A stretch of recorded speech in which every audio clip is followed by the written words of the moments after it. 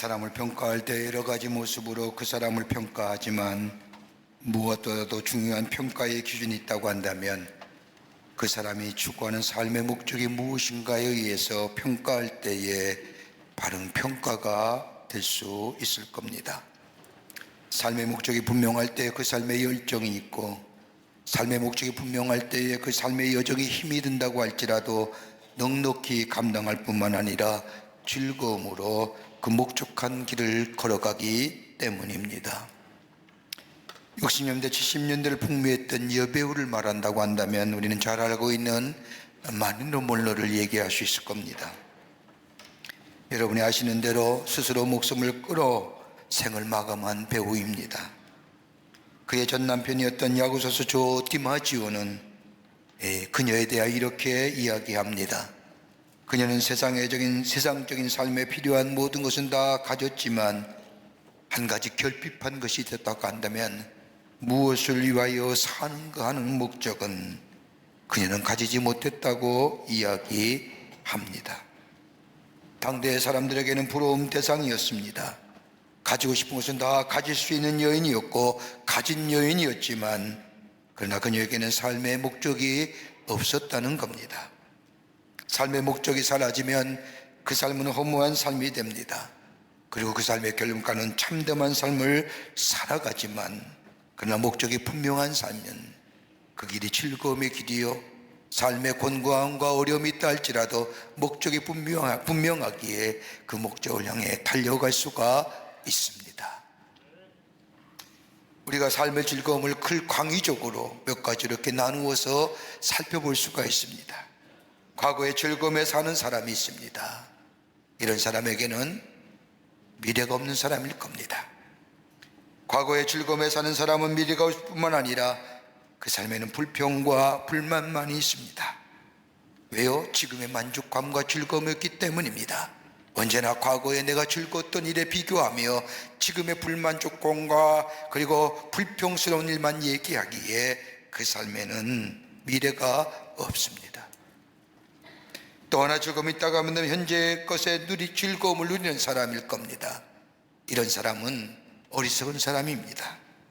현재라는 것에 즐거움의 가치를 두고 사는 사람은 언제 그 현재의 즐거움이 사라지게 되면 피곤함과 더불어 실망감이 그에게 찾아오기에 허무함으로 끝날 것입니다. 그러기에 지금의 즐거움에 누리는 사람은 어리석은 사람일 겁니다. 또 하나의 즐거움이 있다고 한다면 미래에 다가올 가치에 늘 두고 사는 즐거움. 이런 사람은 지혜로운 사람이요 현명한 사람일 겁니다. 미래에 다가올 즐거움과 미래에 다가올 기쁨을 보며 사는 삶은 지금의 삶의 환경이 어렵다고 힘이 든다고 할지라도 다가올 미래의 기쁨과 즐거움이 있기에 넉넉히 이겨낼 수가 있습니다.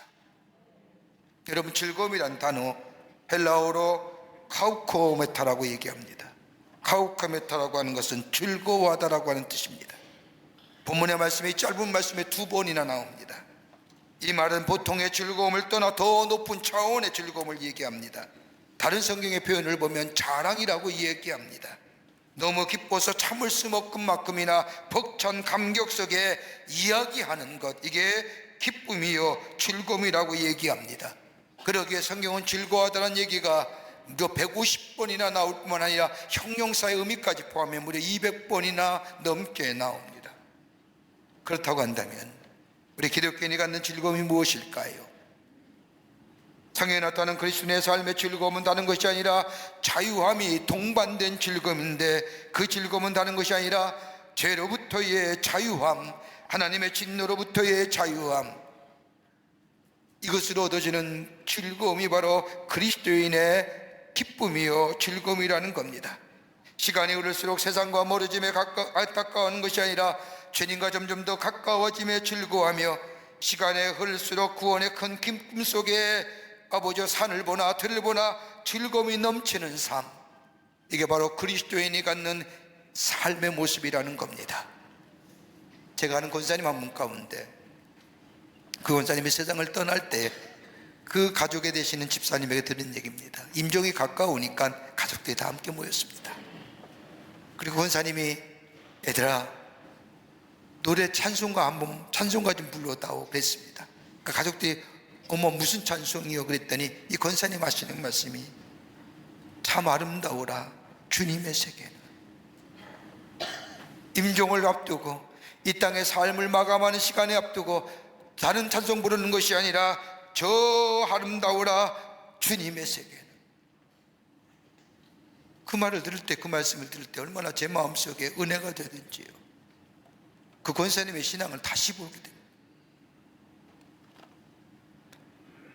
죄로부터의 자유함으로 얻는 즐거움, 하나님의 진노로부터의 자유함으로 얻는 이 즐거움, 여러분 이 즐거움이 어디서부터 나오는 겁니까? 오늘 바울은 로마서 5장 1절 말씀에 분명하게 그 즐거움의 근거를 이렇게 얘기합니다.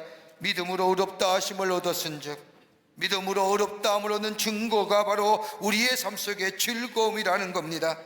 예수를 구원의 주로 받아들이며 고백하는 자마다 하나님이 주시는 절대적인 의로움, 다른 사람과 비교해서 옳고 그름이 아니라 하나님이 내게 주신 십자가의 의로움으로 덧입혀 주시는 그 의로움으로 얻어지는 내 삶 속에 이 즐거움, 다른 사람과 비교할 수 없다는 겁니다. 구원받은 기쁨, 구원의 감격 속에 우리 안에 큰 즐거움이 있는 것. 믿음으로 의롭다함을 얻었은즉 우리 안에 즐거움이 있는데 그 즐거움이 구체적으로 어떤 것이냐, 그리스도의 삶은 그 즐거움을 어떻게 우리의 삶 속에 누리며 살 것인가, 바울은 오늘 본문의 말씀을 통해서 우리에게 말씀하고 계십니다. 예수 믿어 구원받고 구원받은 하나님의 백성의 삶으로 즐거움이 넘쳐나는 인생, 그 삶이 어떤 삶인가 오늘 함께 말씀을 나누며 은혜 받기를 원합니다. 첫째는 다름이 아니라 평화를 누리게 해야 된답니다. 평화예요. 오늘 1절 말씀을 보면 우리 주 예수 그리스도로 말미암아 하나님과 화평을 누리자라고 말씀합니다. 여러분 구원받은 자의 즐거움은 하나님 안에서 평화를 이룬다는 겁니다. 여러분 성경에서 말하는 평화는 샬롬입니다. 여러분 평화는 두 가지 의미가 있습니다. 하나는 peace, 또 하나는 샬롬입니다. peace는 인위적으로 만든 평화입니다. 너랑 나랑 양보해서 협약으로 만드는 게 peace입니다. 언제나 조건이 깨지면 깨질 수 있는 게 평화입니다. 샬롬은 다른 거예요. 샬롬은 전쟁이 없는 상태만을 가리키는 좁은 의미의 평화가 아닙니다. 풍부한 의미를 내 물속에 이 속에 내포하고 있습니다. 농사가 잘 되어 풍부한 수확을 거두는 것도 샬롬이요, 무역이 목축의 축복을 받아서 소와 양떼가 우리 안에 가득 찬 것도 샬롬이요, 무역이 잘 되고 도시가 번성하는 것 또한 샬롬이요. 여러분 이스라엘 역사 속에 풍요와 번성의 시대, 아직도 저 이스라엘 백성이 꿈꾸는 시대가 있다고 한다면 저 다윗의 시대, 저 솔로몬 때의 그 샬롬의 시대, 번성과 번영과 풍요와 풍부한 날, 이게 바로 성경에서 말하는 샬롬입니다. 다른 말로 표현하면 하나님의 은총으로 이루어지는 평화의 상태, 조화로움을 말합니다. 정신적이면서도 물질적인 것도 말합니다. 개인적이며 사회적이며 더 나아가 종교적이면서도 세상적인 것을 말합니다. 한마디로 샬롬은 온전함을 얘기하는 겁니다. 원수가 없어서 평화가 아니라 원수가 화목하는 평화입니다. 정의와 자유와 번영과 신앙이 종합적으로 이루어지는 게 평화입니다. 하나님과의 관계, 나와 나 자신과의 관계, 이웃과의 관계, 물질과의 관계에서 샬롬 평화를 누리는 것이 바로 성서가 말하는 온전한 평화 샬롬입니다. 어디서 이루어져요? 하나님과 나와의 관계가 온전한 회복의 관계가 될 때에 우리 안에 이 기쁨이 있게 됩니다. 예수님께서 우리의 죄를 위하여 십자가에 돌아가는 것을 믿으면 우리는 구원받습니다. 구원받았다는 것은 단순히 영적인 차원에서만 구원이 아니라 우리의 심령이 달라집니다. 심령이 달라지게 우리의 삶의 태도가 달라집니다. 우리의 육체가 구원받습니다. 구원받았다는 것은 하나님과 나와의 죄로 인하여 막혔던 관계가 회복되었다는 겁니다. 영어의 표현을 보면 reconciliation입니다. reconcile라는 거예요. 회복된 거예요.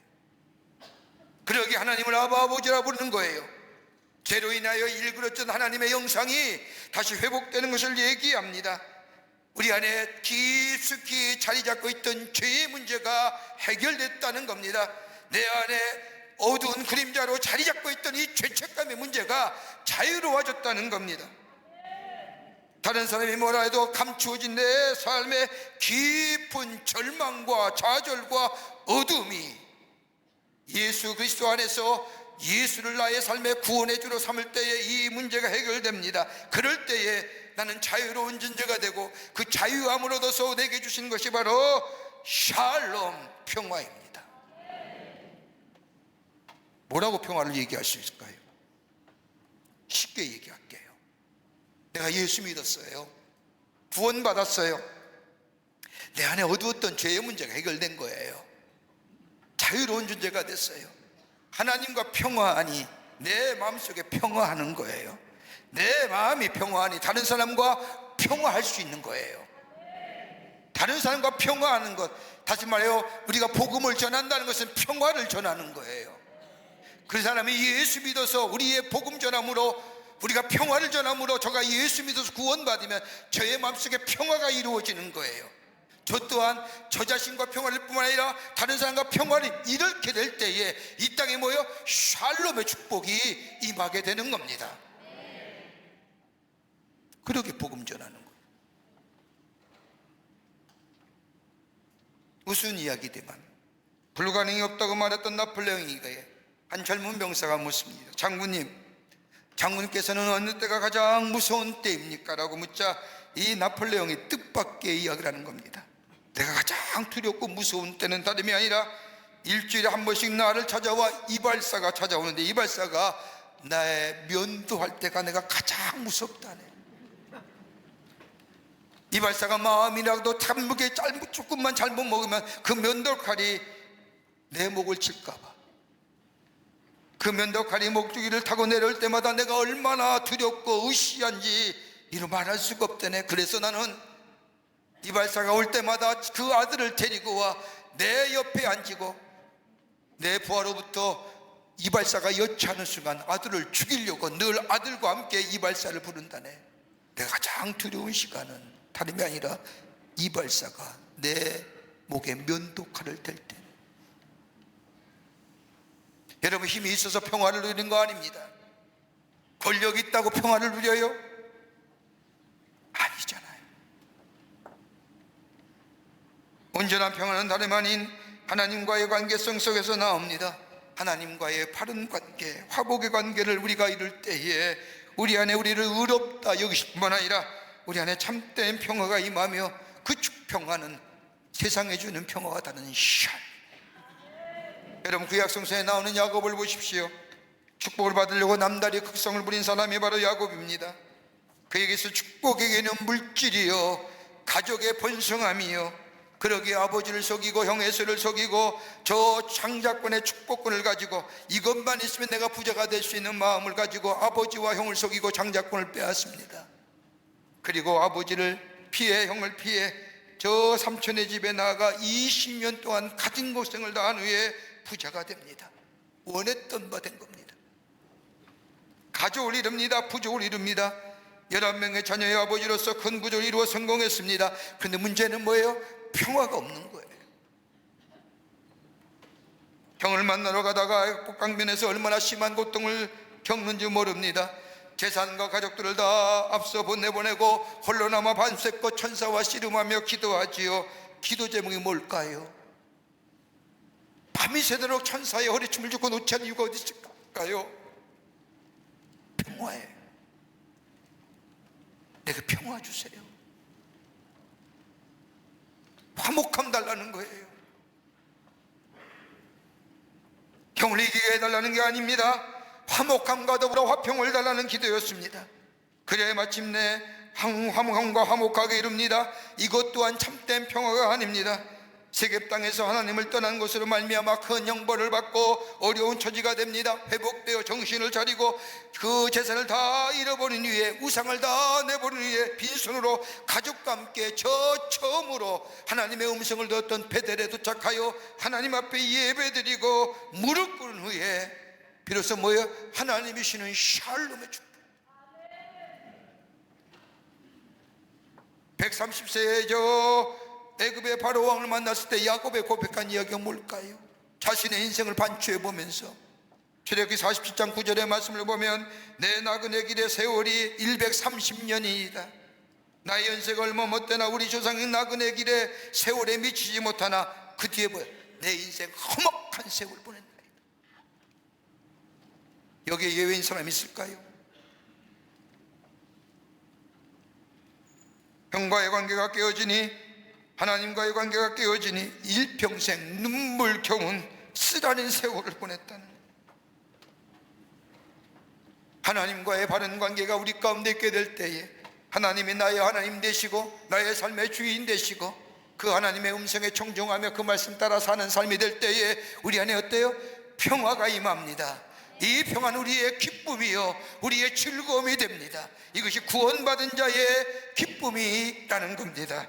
그러기 에베소 2장 14절의 말씀을 보면 그는 우리의 평화이신지라, 예수님이 우리의 평화이십니다.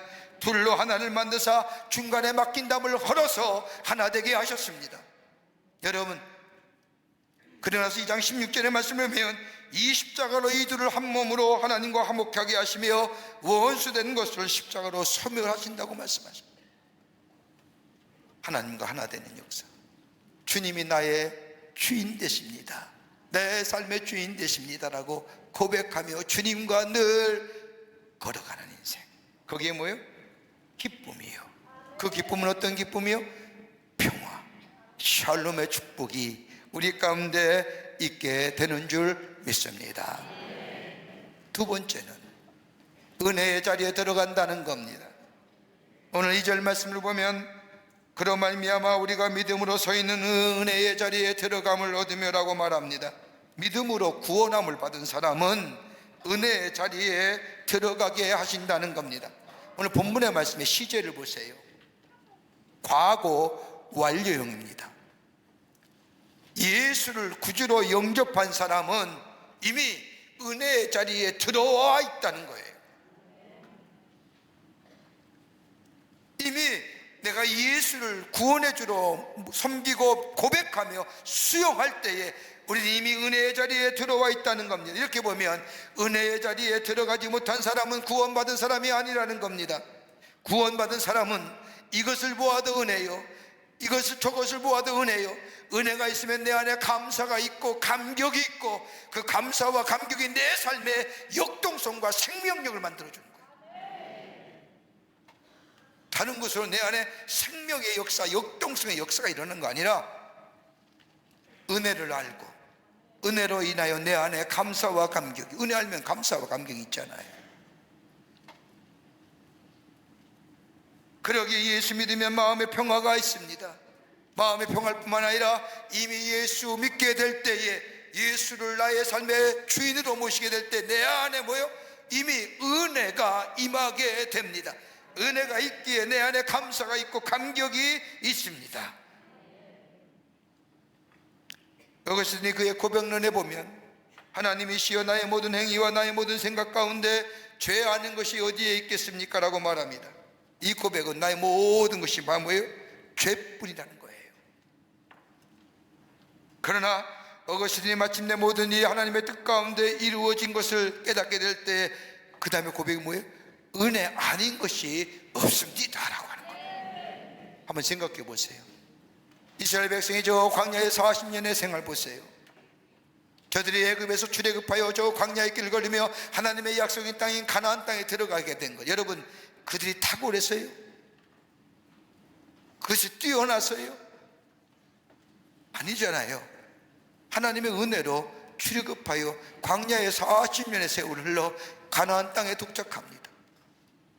여러분 우리 인생상 가만히 뒤돌아보세요. 내가 성인이 되어 하나님의 성인이 되어 내 이성과 내 인식의 차원이 있게 되어 내 스스로 판단하고 결정할 때부터 지금의 삶의 여정을 가만히 돌아보면 광야의 40년의 여정 아닐까요? 그런데 그 40년의 세월 뒤돌아보십시다. 여러분 스스로 여러분의 힘으로 살았습니까? 살았다면 되게 고만한 거예요. 오만한 자예요. 내 삶을 뒤돌아볼 때에 은혜 아닌 게 어디 있어요? 내가 탁월해서 내가 능력에서 살아온 게 아니라 누군가가 나를 도와줬고 누군가가 나와 함께 했고 내 어려울 때, 내 곤고할 때 누군가가 나와 동행했고 그러기 그 어려움 이겨냈고 내가 잘나서 똑똑해서 내 인생의 이 것들 내가 헤쳐나왔다고 얘기하는 사람, 이것처럼 어리석은 사람 없고 이것처럼 교만한 사람, 은혜 아닌 게 없어요. 그러기에 감사와 감격이 나오는 거예요. 고백하는 거예요. 아, 은혜였지, 은혜였지. 여러분, 은혜는 보편적 은혜와 개별적인 은혜가 있는 겁니다. 보편적 은혜란 모든 사람에게 공히 주시는 은혜입니다. 모든 사람에게. 여러분 가만 보세요. 얼마 전에도 얼마나 뜨거웠어요. 더워서 힘들었습니다. 근데 요즘 좀 살만하잖아요. 안 그러세요? 아침에 늦게 일어나니까 좀 일찍 일어나 보세요. 선선해요. 아침 저녁 살만하잖아요. 낮엔 뜨거워서. 그러면서 뭐 익어요? 곡식이 있잖아요. 이건 모두에게 주시는 은혜예요. 그런데 개별적인 은혜, 나에게만 주시는 은혜가 있어요. 누구와도 비교할 수 없는 나만의 은혜. 보편적 은혜에도 감사와 기쁨이 있지만 내게만 주신 은혜를 헤아리고 생각할 때마다 내 안에 뭐요? 기쁨이 넘치는 거예요. 나만의 은혜가 있지. 나만. 1950년대 베를린 대학의 피아노 교수로 유명했던 헐만 교수라는 분이 계십니다. 그는 2차 세계대전 중에 저 독일의 전체주의에 반대하여 저 전쟁을 반대했던 이유로 나치에 잡혀 강제 수용소에 갇혔다가 살아난 사람입니다.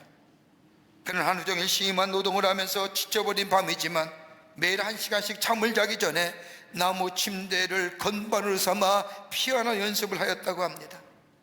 그러면서 나중에 고백하기를 내가 죽음의 수용소에서 살아남을 수 있었던 원동력은 나는 반드시 다시 피아노를 연주할 것이다. 이 소망, 이 생동감 있는 꿈, 이것이 나로 하여금 살게 하였다고 고백합니다. 그러면서 말하기를 내가 기억하고 있던 피아노의 곡목들은 한없이 반복했으며 저 수용소 연주장에서 밤마다 공연되었다. 소리는 들리지 않았으나 나의 소망의 귀에는 내가 연주하는 아름다운 곡들이 내 귀에 쟁쟁이 울리고 있었다. 그러면서 행복한 사람은 환경과 여건에 치우친 사람이 아니라 꿈을 가진 사람이다. 내게 꿈을 주신 것은 다름이 아니라 하나님의 은혜다.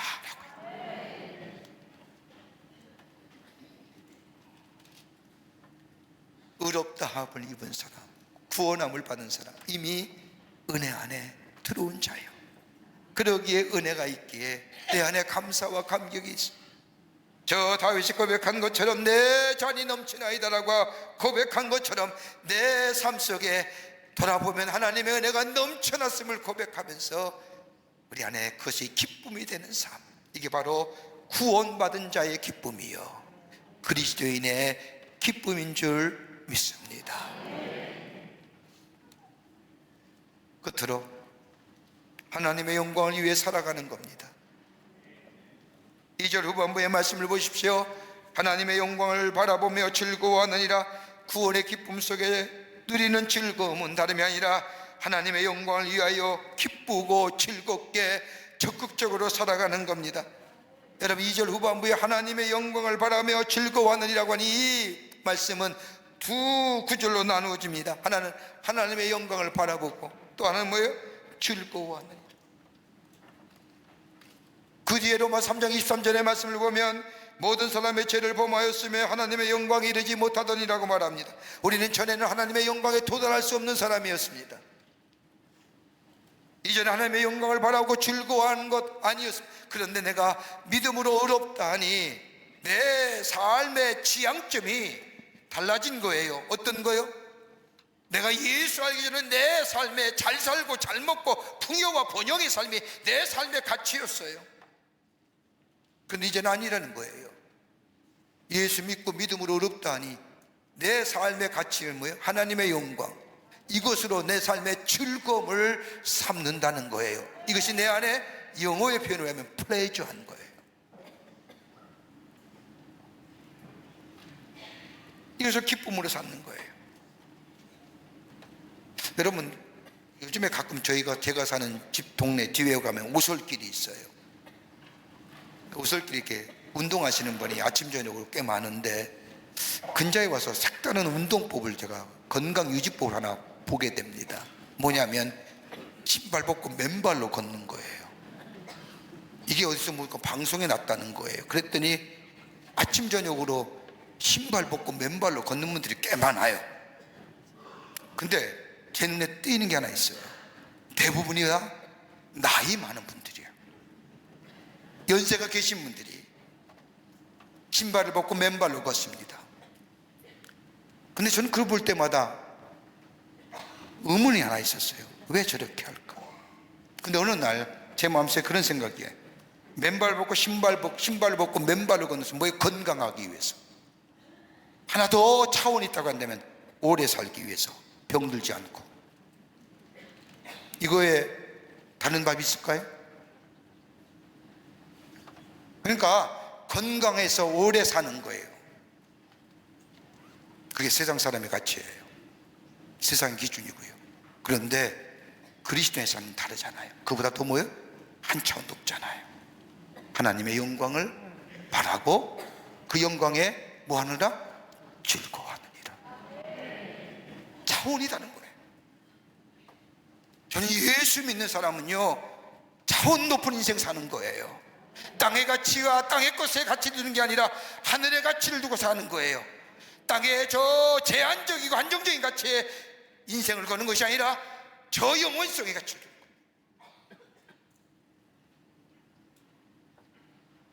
오늘도 아름다운 찬송, 우리 성가대 얼마나 귀한 찬송이에요. 들을 때마다 은혜가 되잖아요. 여러분, 하나님이 주신 내게 귀한 이 노래의 기쁨, 노래하는 은사, 노래방에 가서 소리 꽥꽥 지르지 아니하고 이 자리에 와서 찬송하는 거 얼마나 귀한 거예요. 뭘 바라요? 하나님의 영광을 바라고 즐거워하는 거 아니에요. 이게 구원받은 자의 기쁨. 미국의 한 기독교 교회통의 조사연구소에서 교회에 나가지 못한 이유를 조사했답니다. 조사해 봤더니 4가지의 결과가 나온 거예요. 하나는 먹고 살기 바빠서, 두 번째 못 나가는 이유 아이들 때문에, 세 번째 못 나가는 이유 하루 쉬어야 하니까, 네 번째 못 나가는 이유 이게 좀 우스워요. 교회에 나가면 보기 싫은 인간들이 많아서.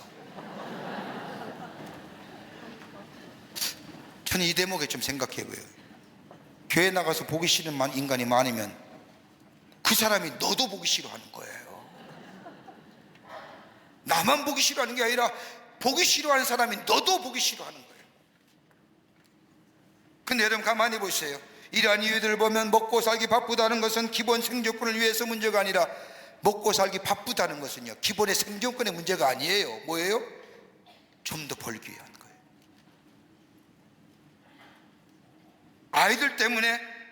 아이들 때문이란 이유는 하나님을 사랑하기보다는 아이들이 우리의 삶 속에 어느덧 우상되어 버린 거예요. 하루 쉬어야 한다. 자신의 기쁨을 위한 거잖아요. 교회에 가면 보기 싫은 사람이 있다는 것은 자신의 감정과 편견이 만들어진 이유에 불과하잖아요. 철저하게 뭐예요? 자기 중심이에요.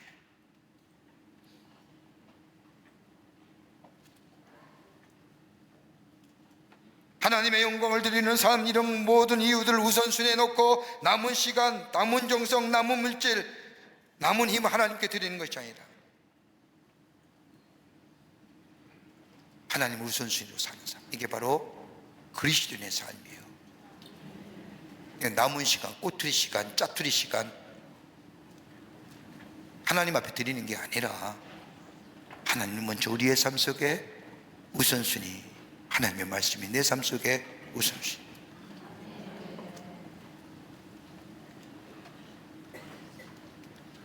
(1808년) 악성 하이든이 죽기 1년 전입니다. 그의 오라티리오 창조가 비엔나에서 연주된 때입니다. 나이가 들어 몹시 늙고 쇠약한 하이든이 휠체어에 실려서 그 음악회에 참석하게 됩니다.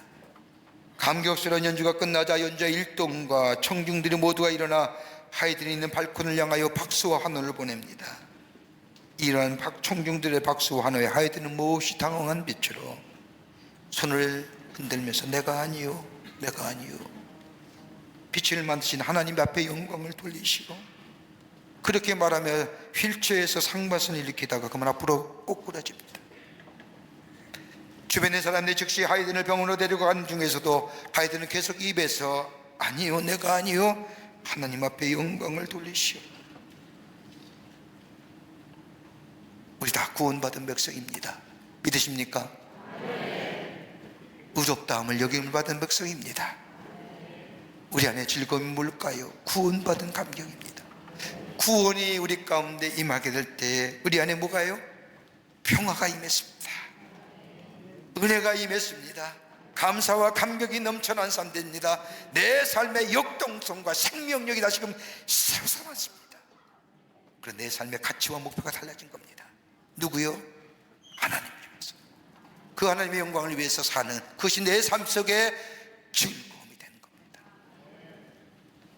이 구원의 은혜 안에서, 구원의 기쁨 속에서, 구원을 받은 감격 속에서 이 기쁨을 누리시는, 그리고 하나님을 영화롭게 하며 내 삶의 자리에서 내가 어떤 존재인가를, 난 하나님의 사람입니다, 나는 구원받은 사람입니다, 내 삶의 존재를 드러내며 하나님의 영광을 위해 사는 삶. 여러분, 이거에 신앙의 영적인 면이 우선이 될 때에 우리의 윤리와 도덕이 발휘되는 거예요.